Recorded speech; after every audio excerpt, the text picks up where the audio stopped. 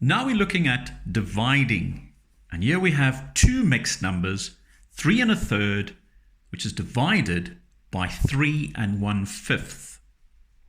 Now exactly the same as when we did the multiplication, you're going to do the same thing first as your first step.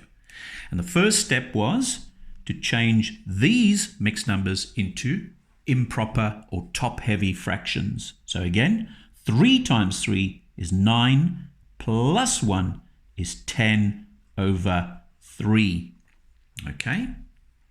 Divided by 5 times 3 is 15, plus 1 is 16 over 5. Now, 10 over 3, let's make that 3 a little bit neater. Also doesn't look like a 3. There we go. 10 over 3 divided by 16 over 5. Now, some of you are going to be tempted straight away and say, just like with multiplication, we can do some cross-dividing. No. With division, there's a simple little trick. A simple little trick here. Now, I always teach my boys that this man with a big schnoz, years ago, he was a comedian.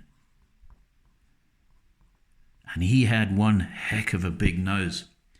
And we refer to this as Jimmy Durante's schnoz. So, man with big schnoz.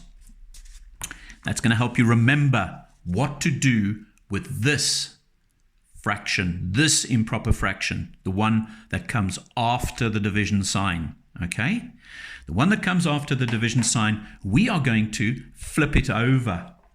We're going to flip it over. The proper mathematical terminology is reciprocate. Reciprocate. Okay? So, let's have a look at that. Quite simply, we don't do anything to that number. We change the division sign to multiply, and it becomes 5 over 16. So the reciprocal of 16 over 5 is 5/16. See, we've changed the sign. We therefore flipped the numbers over the fractions. Right. Now, do we say 10 times 5 and 3 times 16? We can do that.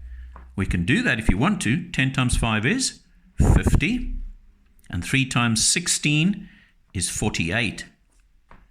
Now we still got to do something to that. So let's leave that for the time being. I mean, you can do that. But as you learned with multiplication, there's a far simpler way. We are going to look to see if we can cross-divide. Are there numbers that tie in with each other and can divide into these or up and down? Now, if you look at the 3 and the 5, no, there's nothing. But what do you think? What number can divide into 10 that can also divide into 16? Yep, it's 2. So 16 divided by 2 is going to give me 8. And 10 divided by 2 is going to give me 5. So now we're left with 5 times 5 is 25. And 3 times 8 is 24. Now, that's still a top-heavy fraction, okay? So we need to simplify it. 25 over 24.